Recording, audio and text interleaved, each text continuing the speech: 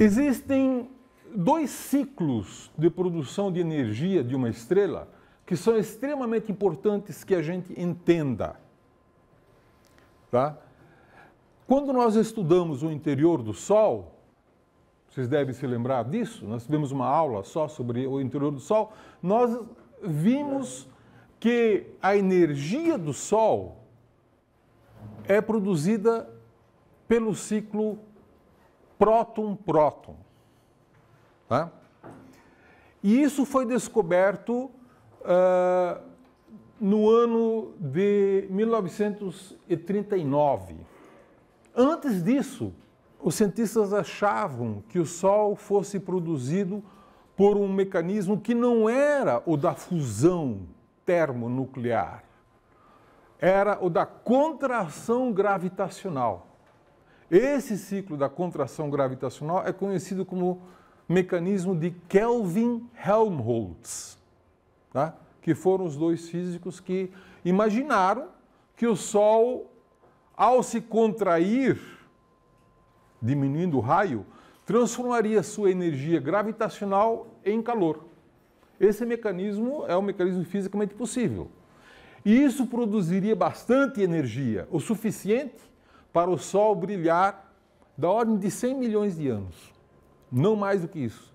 Mas a gente sabe que o Sol está brilhando há 4,6 bilhões de anos no mínimo. Né? Então, não é uma boa explicação. Somente em 1939, o Hans Bethe conseguiu uma explicação alternativa, que é a explicação correta. A energia do Sol é produzida por fusão de núcleos de hidrogênio. Nós chamamos de ciclo de cadeia próton-próton.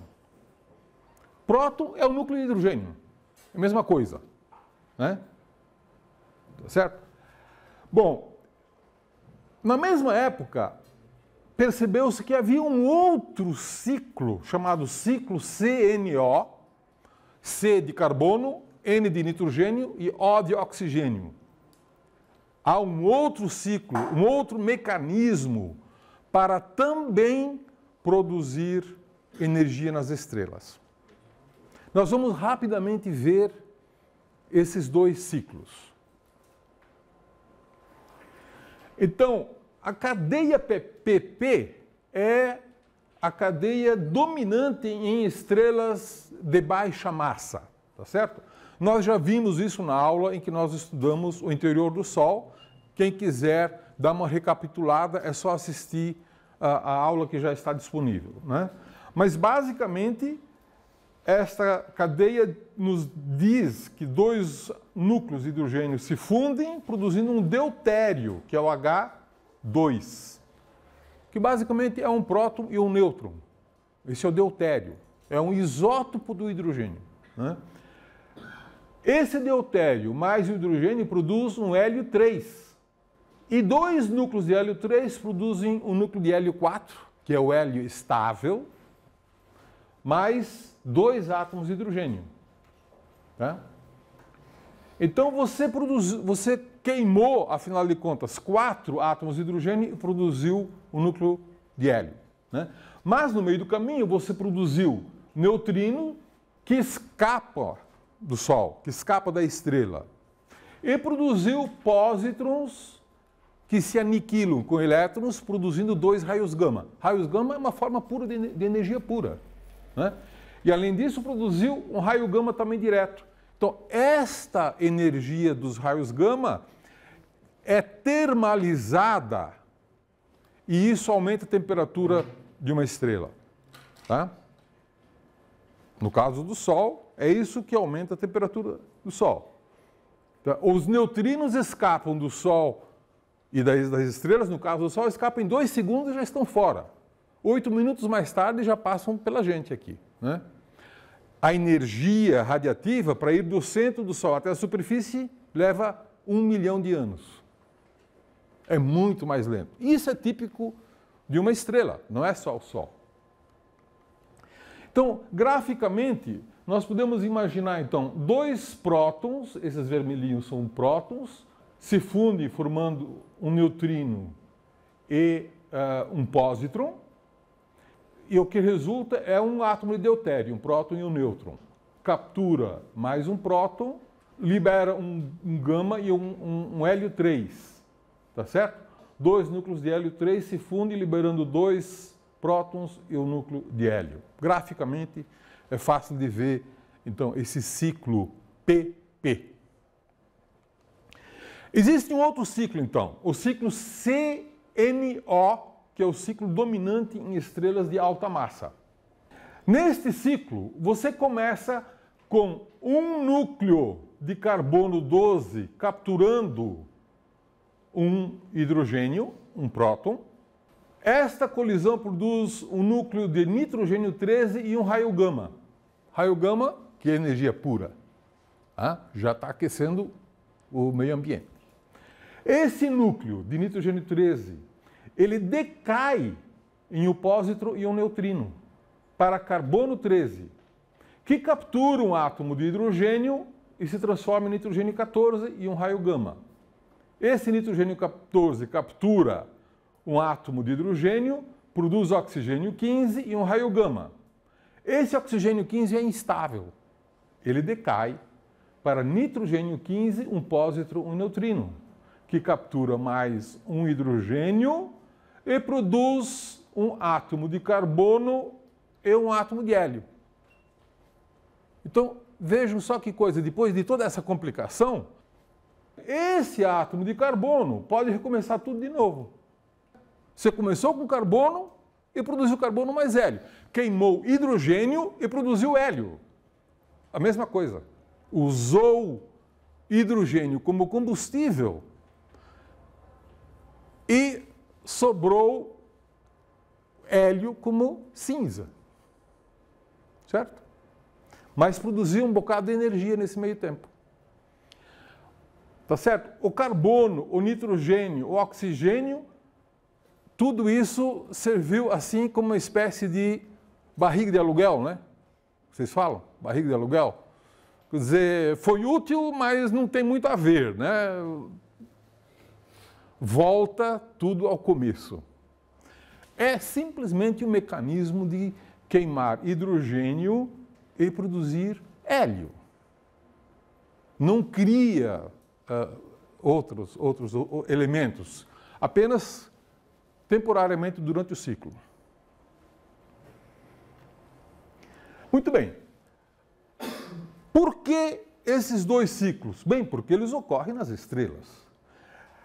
O ciclo PP tem uma certa sensibilidade, dependência com a temperatura. A quantidade de energia que é produzida no ciclo PP depende da temperatura do meio ambiente na potência de 4, T a quarta. Você diz, isso é uma dependência bastante forte? É. Quando você aumenta um pouco a temperatura, você produz muito mais energia. Mas vejam, o ciclo CNO depende da temperatura na potência de 17. Ele é muito mais sensível à temperatura. Então, quando você tem uma temperatura no centro de uma estrela de 5 milhões de graus, 10 milhões de graus, você produz apenas energia pelo ciclo PP. Quando você está em 15 milhões de graus, como é o caso do Sol, a temperatura do Sol no centro é de cerca de 15 milhões de graus. Você produz um pouco de energia pelo ciclo CNO e bem mais energia pelo ciclo PP. Tá? Mas quando você tem uma massa muito maior, digamos 25 vezes a massa do Sol, você pode produzir 20 vezes mais energia pelo ciclo CNO do que pelo ciclo PP. Ainda produz energia pelo ciclo PP, mas o ciclo CNO produz muito mais. Então, o equilíbrio em que os dois ciclos, o PP e o CNO, produzem energia mais ou menos igual, ocorre quando a massa da estrela tem aproximadamente 1,5 vezes a massa do Sol, que é essa temperatura central de 18 milhões de graus. Tá? Para essas energias, os dois ciclos contribuem igualmente para produzir energia. Né? Então, se você olhar no diagrama HR, você pode imaginar que toda a parte superior da sequência principal produz energia pelo ciclo CNO. E toda a parte inferior da sequência principal produz energia pelo ciclo PP. Ambos os ciclos têm como combustível o hidrogênio. E ambos os ciclos deixam como cinza da combustão o hélio. Este é o mecanismo, essencialmente, de queima no centro de uma estrela, na sequência principal do diagrama HR. Vocês se lembram, o que é uma estrela na sequência principal? Quando que uma estrela fica na sequência principal? Quando tem hidrogênio no seu centro. Tem algum hidrogênio, a estrela está na sequência principal. Mas, vai chegar uma hora em que o hidrogênio acaba, o combustível acaba. Por quê? Porque está todo queimado, virou tudo hélio. E aí o que acontece?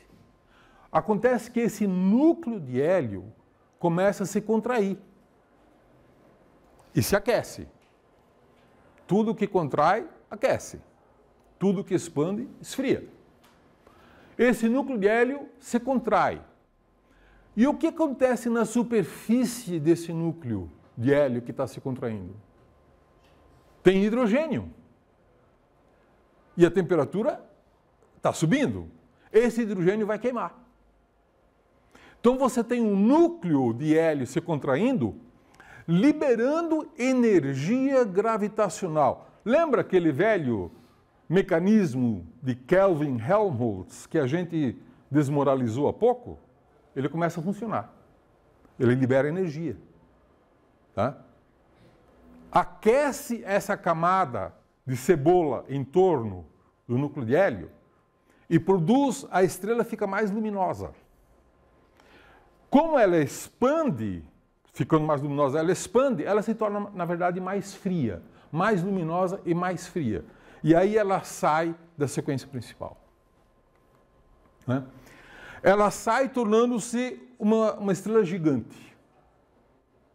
E vai queimando hidrogênio até uma gigante muito grande. E o que acontece no núcleo? Aquele núcleo que é de hélio, ele vai aquecendo a sua temperatura.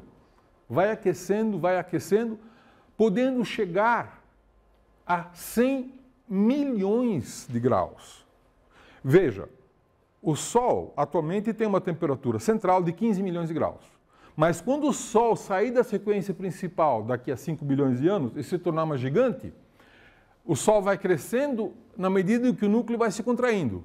Na medida em que o núcleo vai se contraindo, a temperatura vai aumentando. Quando chegar em 100 milhões de graus, acontece uma nova coisa. E essa nova coisa é que o hélio começa a queimar. Da mesma maneira que você tinha o hidrogênio queimando e produzindo hélio como cinza, agora o hélio, que era cinza anteriormente, agora vira combustível. E a cinza é carbono. Você queima hélio, produz carbono. Tá? Para produzir um átomo de carbono, você precisa de 3 núcleos de hélio. Né? 2 núcleos de hélio colidem, produzem um berílio 8 e um raio gama. Esse berílio 8 rapidamente colide com mais um hélio, produz mais um raio gama e carbono 12. Pronto. Então você está agora produzindo carbono. Carbono. Tá? Você está produzindo carbono. Então, você tem um novo tipo de reação termonuclear. E esse novo tipo de reação termonuclear nós chamamos de ciclo do triplo alfa. Por que triplo alfa? A partícula alfa é uma denominação que se dá para o núcleo de hélio. É a mesma coisa. Tá? É a mesma coisa. Partícula alfa e núcleo de hélio 4 é a mesma coisa. São designações diferentes. Né? Mas, fundamentalmente, esta reação pode ocorrer, a do triplo alfa, quando a temperatura chegar a 100 milhões de graus, lá no centro da estrela. Tá? O Sol vai chegar a isso quando ela estiver já na fase bem gigante, né? De uma estrela gigante. Vai começar, então, a queimar o hélio. Vocês vejam que nesse ciclo do triplo alfa há uma liberação de 2 raios gama, né? Então, a energia, basicamente, vem desses 2 raios gama, que são formas de energia pura. E isso vai aquecer, então, essa nova estrela, que vai queimar relativamente rápido, de forma rápida, isso aí, né? Então, este mecanismo do triplo alfa só funciona a temperaturas acima de 100 milhões de graus, né? Se você fizer um gráfico aqui da produção da energia versus o logaritmo da temperatura, ou a temperatura, né? 5 milhões, 10 milhões, 15 milhões a temperatura do Sol, né? O ciclo do triplo alfa é 0 abaixo de 100 milhões de graus. Ele não funciona. Ele só funciona a partir daí. Esta ignição do hélio, ela, quando ocorre a essa alta temperatura de 100 milhões, ela ocorre de uma forma explosiva. A estrela não explode, porque a explosão ocorre no centro dela, né? Esse hélio, ele sofre uma ignição e rapidamente começa a produzir uma grande quantidade de energia. Tá? E isso expande o núcleo. Quando o núcleo expande, na verdade, as partes internas caem sobre o núcleo, né? Tecnicamente, nós chamamos a esse fenômeno de ignição do hélio de helium flash, o flash de hélio, né? A estrela começa a queimar hélio e, na verdade, diminui de luminosidade. Tá? Ela se contrai, fica menor e diminui de luminosidade. Daqui em diante, a estrela evolui muito diferentemente de se ela tiver alta massa ou se tiver baixa massa. Então, por exemplo, uma estrela como o Sol, que é considerada uma estrela de baixa massa, com uma massa inferior a 5 ou 8 vezes a massa do Sol, a gente não sabe muito bem qual é o limite, 5 massas solares, 8 massas solares. Para essas estrelas de baixa massa, a temperatura no centro da estrela jamais será o suficiente para queimar o carbono. Para queimar carbono, você precisa de 500 milhões de graus. Essas estrelas nunca atingem essa temperatura. O que acontece com essas estrelas, então? Elas, no máximo, ficam, então, com esse núcleo de carbono, né? Ficam com o núcleo de carbono e voltam a se expandir quando o hélio se esgota no centro. Vai chegar uma hora que o hélio acaba. Então você tem um núcleo de carbono se condensando e nesta condensação é que ocorre a expulsão do envelope, transformando a estrela numa nebulosa planetária. E aquele núcleo de carbono vai virar uma anã branca. Nós vamos ver isso com mais detalhe daqui a pouco, né? Agora, e se a estrela tiver uma massa maior do que, digamos, 8 vezes a massa do Sol? Aí, quando você tiver o núcleo de carbono se contraindo, ele pode chegar a uma temperatura acima de 500 milhões de graus. E aí o carbono começa a queimar. Você começa a queimar carbono, produzindo neônio, né? E depois queimas desse tipo sucessivas, você pode produzir silício, magnésio, até ferro, em cascas concêntricas. Isso parece uma cebola, né? Então você tem casca de cebola. A casca mais externa ainda tem hidrogênio. Depois você tem uma casca de hélio, uma casca de carbono, de neônio, oxigênio, silício e a casca, o núcleo central então passa a ser ferro. Essa é a estrutura de uma supergigante vermelha. Né? Alguém conhece uma supergigante vermelha? Betelgeuse, né? É uma supergigante vermelha. Ela deve ser dessa forma a estrutura dela, ou ainda vai se tornar rapidamente uma estrela com essa estrutura. Né? Então, nas interfaces da camada de hidrogênio e hélio, você está queimando ainda hidrogênio e produzindo hélio, pelo ciclo PP ou pelo ciclo CNO. Né? Entre a interface de hélio e carbono, você está queimando hélio e produzindo carbono. E assim sucessivamente. Vejam então que você tem uma fornalha que produz elementos químicos. Você tem a fórmula de produzir elementos químicos. Então aqui você tem a alquimia cósmica. É assim que os elementos químicos são formados. E você veja que para cada elemento químico novo que se forma, é produzida energia. Certo? Você produz energia da estrela. Sempre uma contribuiçãozinha a mais. E é por isso que eu digo que para explicar os elementos químicos, você tem que gerar a energia das estrelas. Você não consegue fazer uma coisa sem a outra. Basicamente. Né? Aí você vai me dizer, mas espera aí, ferro? Qual é o número atômico do ferro? 26. O número atômico é 26, né?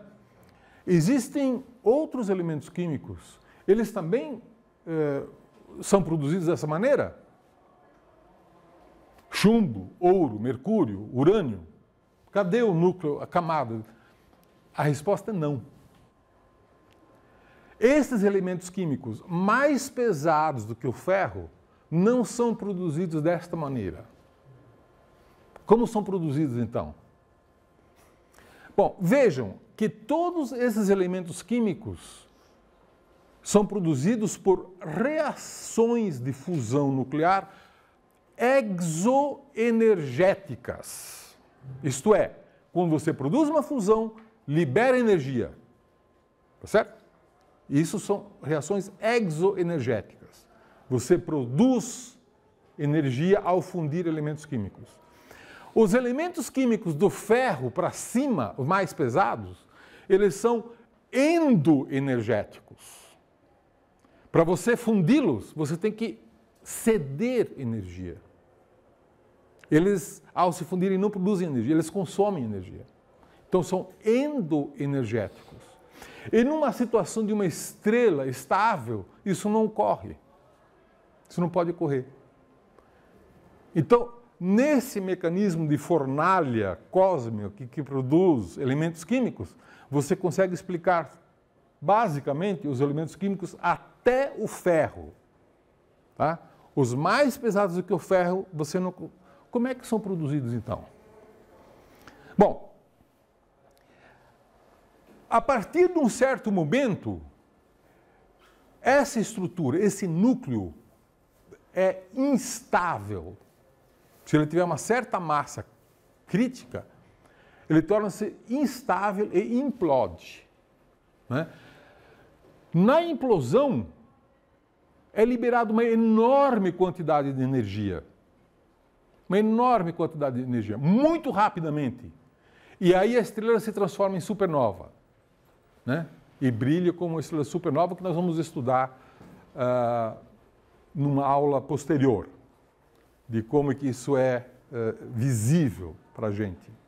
O que vale nesse momento é vocês entenderem que quando o núcleo colapsa e produz uma supernova, a quantidade de energia disponível nesse centro é uma quantidade muito grande. E parte dessa energia pode ser cedida para produzir reações endoenergéticas. E é aí que o ouro é produzido. Tá? Para ir de ferro até ouro, você tem que ceder muita energia. Então, todos os elementos químicos mais pesados do que o ferro, tipo mercúrio, chumbo, ouro, níquel é um pouquinho mais pesado, urânio, tório, estes elementos químicos são produzidos na fase explosiva de supernovas. Tá? Na fase explosiva de supernovas. Porque é nesse momento que você tem uma enorme quantidade de energia disponível que pode alimentar reações nucleares endoenergéticas. Este é o segredo da coisa. Tá? Bom, vocês vejam que quando uma estrela como o Sol esgota todo o seu ciclo, vira uma nebulosa planetária. E parte dos elementos químicos que foram produzidos no centro do Sol vão ser jogados nessa nebulosa planetária para o espaço. Né? Da mesma maneira que quando você produz uma supernova, quando a estrela tem massa muito maior, massa, digamos, maior do que 8 massas solares, você produz uma supernova, todos aqueles elementos químicos que foram produzidos no interior da estrela são jogados para o espaço. Então você tem dois mecanismos de quando as estrelas morrem, de jogar grande parte dos elementos químicos novos que a estrela produziu, jogar esses elementos para o espaço. E esses elementos, então, enriquecendo as nuvens de gás que existem na galáxia, na próxima geração, você vai ter uma estrela com mais elementos químicos enriquecidos, pesados. Tá certo? Então, o Sol já é uma estrela de terceira geração. Se o Sol fosse uma estrela de primeira geração, ela não teria carbono, oxigênio, hélio, porque não existia, certo? Nós não poderíamos existir se o Sol fosse de primeira geração. Nós existimos porque nós fomos formados de uma nebulosa que tinha esses elementos químicos, já havia sido enriquecido por uma geração anterior. Então, quanto mais tempo passa, mais gerações de estrelas produzem, cada uma delas, elementos químicos cada vez mais pesados, a próxima geração é quimicamente mais rica em elementos químicos pesados. Ok? Então, aqui, apenas para concluir, que a maneira com que essas estrelas produzem elementos químicos e enriquecem a próxima geração depende muito da massa inicial. Né? Você forma uma estrela a partir de uma nuvem já com elementos químicos pesados, pelo menos o Sol se formou já de uma terceira geração. Se a estrela tiver uma massa pequena, ela vai, depois de passar 90% da sua vida na sequência principal, vai virar uma gigante. Essa gigante vai virar uma nebulosa planetária que vai virar lá no centro, vai ter uma anã branca.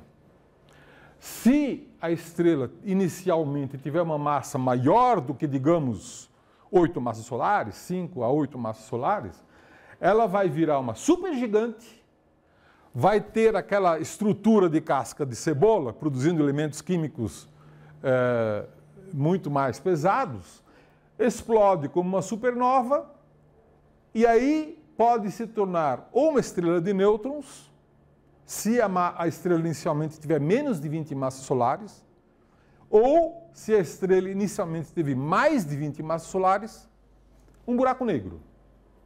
Né? Então, são essas as três formas que uma estrela morta pode assumir. Né? Mas isso é assunto para uma próxima aula.